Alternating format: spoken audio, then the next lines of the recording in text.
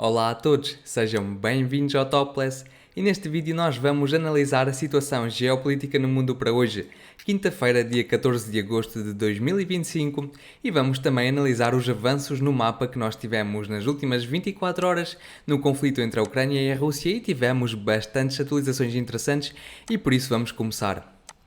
E já amanhã é o encontro entre o Donald Trump e o Vladimir Putin para uma possível resolução deste conflito na Ucrânia. E vamos perceber como a situação se desenvolveu até hoje.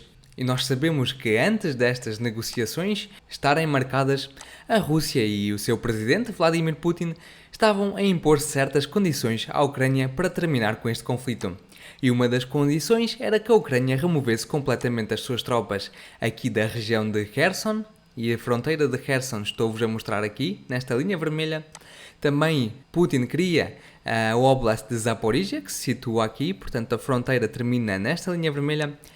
E além disso, Putin queria que os ucranianos removessem as suas forças aqui de Donbass, e a fronteira de Donetsk situa-se exatamente por aqui. E sabem? A Rússia também queria manter o controlo sobre aqui a região de Kharkiv, sobre os territórios que ela controla, mas também aqui ao norte da Ucrânia, na região de Sumy. E assim que nós tivemos a marcação desta reunião entre Trump e Putin, nós temos visto que a Rússia recuou um pouco nas suas exigências e agora a Rússia, pelos dados e pelas fontes que nós possuímos, já não querem completamente aqui o território de Kherson, o território de Zaporizhia, que ainda não foi conquistado pelos russos, mas querem, em troca dos territórios em Kharkiv e em Sumy, querem que os ucranianos abandonem completamente Donetsk. Relativamente ao lado ucraniano, durante o dia de hoje, Zelensky fez uma declaração na qual anunciou 5 pontos que devem ser cumpridos para a Ucrânia negociar a paz neste conflito.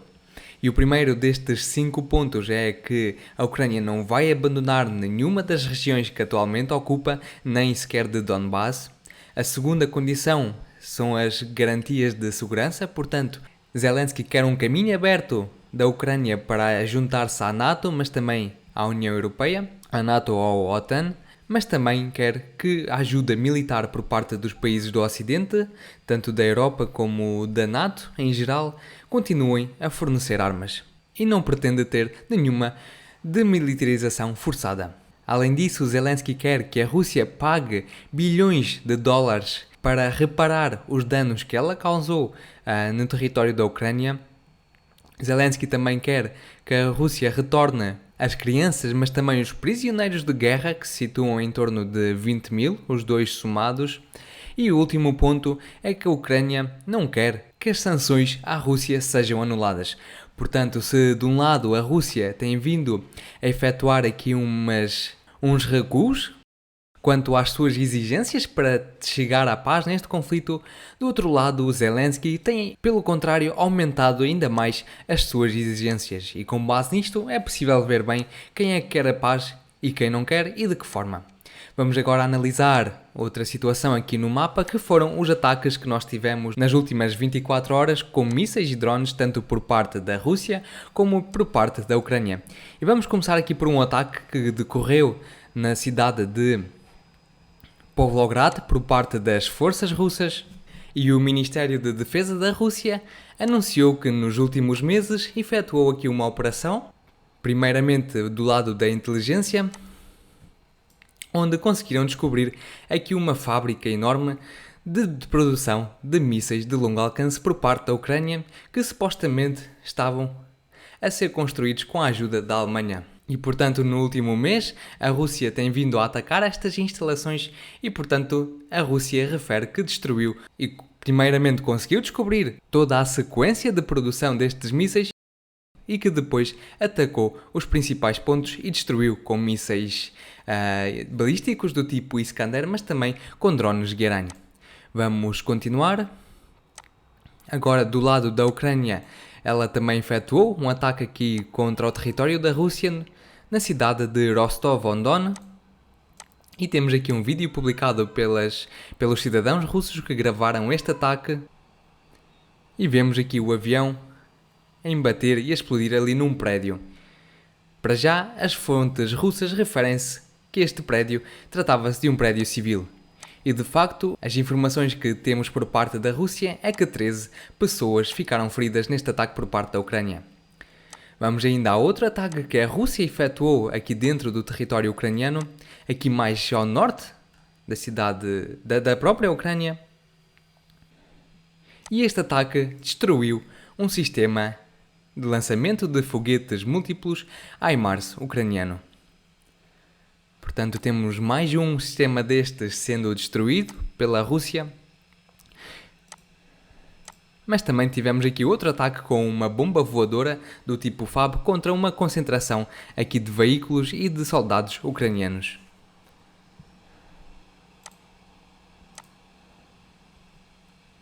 Portanto, a Rússia, com mais uma operação de inteligência e de observação, conseguiu identificar aqui uma concentração de tropas ucranianas e atacou com 2 bombas voadoras. Vamos continuar e agora vamos discutir e analisar os avanços que tivemos no mapa nas últimas 24 horas e vamos começar pela direção aqui do norte da Ucrânia, a direção de Sumy. E daqui, nas últimas 24 horas não tivemos nada de novo, só para relembrar que antes de ontem, um oficial ucraniano referiu que os ucranianos, as forças ucranianas, iniciaram um contra-ataque contra os russos nesta direção. Para já ainda não temos mais nenhuma informação e nenhuma fonte aqui no terreno referiu alguma coisa, por isso vamos esperar até termos novas atualizações. Aqui da direção de Kupiansk não tivemos nenhuma prova visual, mas algumas fontes referem que os russos iniciaram um ataque nesta direção. É de relembrar que há uns dias atrás Zelensky referiu que de facto a Rússia estava a preparar uma nova ofensiva nesta direção e algumas fontes no terreno já confirmam que a Rússia iniciou esta ofensiva e que conseguiu tomar aqui alguns territórios a leste da cidade de Kupiansk. Ainda não temos provas visuais disso, portanto não vamos pintar o mapa a favor dos russos nesta direção e por isso vamos continuar. Tivemos aqui mais ajustes no mapa na direção de Liman em favor das forças russas que conseguiram melhorar as suas posições aqui na aldeia de Zarishne nos últimos dias. E como prova disto tivemos um vídeo publicado pelas forças ucranianas que mostram ataques efetuados às forças russas nesta precisa localização do mapa. Portanto, este vídeo foi geolocalizado e não temos dúvidas de que a Rússia de facto controla estes territórios todos. Mais aqui ao sul também tivemos outro vídeo publicado pelos ucranianos. Um ataque com bombas às forças russas e mais uma vez este vídeo foi geolocalizado, portanto não temos dúvidas de que os russos controlam estes territórios que nós pintamos a vermelho. Vemos ali um tanque russo sendo atacado. Portanto, podemos continuar. Na direção de Siversk, a Rússia tem intensificado os seus ataques com artilharia e com drones, mas para já não temos nenhum movimento no mapa. E vamos continuar. Aqui da direção de Konstantinovka tivemos uns ajustes no mapa aqui na direção ao sul, na direção do reservatório de água de Klimanbyk, e eu vou relembrar que antes de ontem as forças ucranianas anunciaram que a brigada de Azov, que costumava atuar nesta zona, abandonou as suas posições e foi reforçar a direção de Pokrovsk, onde os russos conseguiram efetuar uma penetração dentro das defesas ucranianas e, portanto, eu disse no dia de ontem que podíamos esperar que os russos nos próximos dias fossem ocupar os territórios que foram abandonados pelas forças ucranianas e, de facto, tivemos aqui algumas fontes, neste caso o Ministério da Defesa da Rússia, a referir que as forças russas já conquistaram completamente a aldeia de Serebryivka. Vamos continuar e agora vamos discutir a situação na cidade de Pokrovsk, onde de facto os russos conseguiram aqui efetuar uma penetração, mesmo muito para o interior do território ucraniano, e até as próprias fontes ucranianas referem que os russos cortaram esta estrada que se situa aqui e, portanto, isto fica a uma distância de 17 km das últimas posições que nós temos conhecimento da Rússia. E além disso, as autoridades ucranianas já iniciaram aqui a evacuação da aldeia de Veselya, da cidade de Veselya.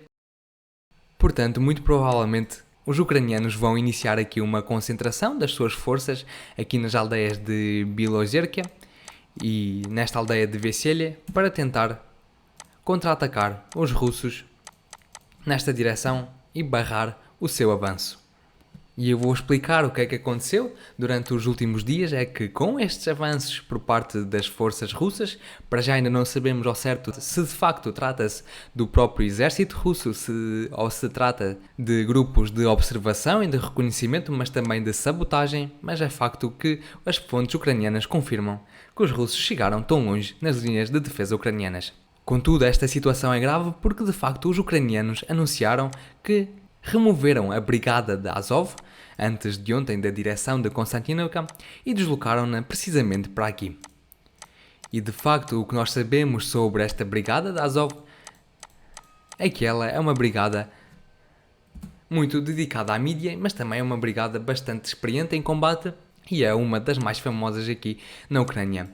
E o que nós sabemos por parte das informações que nós possuímos no terreno, ela está aqui por uma simples razão: para ninguém abandonar esta zona, porque nós sabemos que às vezes quando as forças russas avançam, as posições ocupadas pelos ucranianos podem ser de vez em quando abandonadas e de facto o tribunal ucraniano durante este ano ainda abriu um enorme número de casos de deserção, de abandono por parte dos soldados ucranianos das suas posições de combate e de defesa e portanto esta brigada de Azov vem aqui de propósito para não deixar ninguém sair. Eles não vão deixar nem as forças ucranianas abandonarem estas posições, mas também não vão querer que os russos saiam desta zona.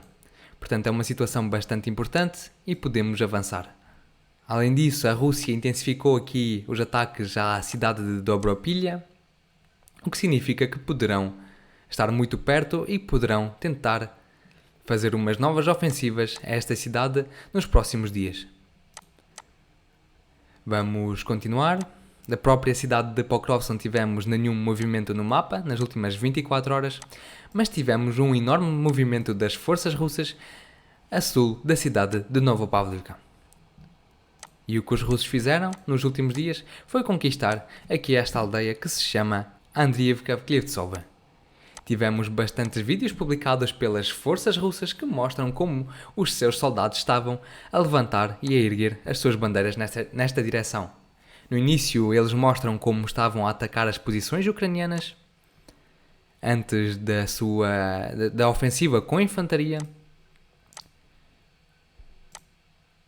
E depois, este vídeo mostra os soldados russos a erguer as bandeiras russas aqui numa casa que aqui se situa.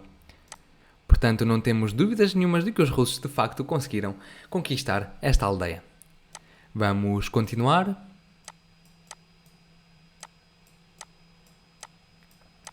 Da direção de Zaporizhia também não tivemos nada de especial. E da direção de Kherson também não tivemos nada de novo. E portanto termino o vídeo por aqui. Se gostaram do vídeo, por favor deixem o vosso gosto, subscrevam o canal, deixem o vosso comentário e eu relembro que condeno qualquer tipo de violência no mundo. Até amanhã, tchau tchau!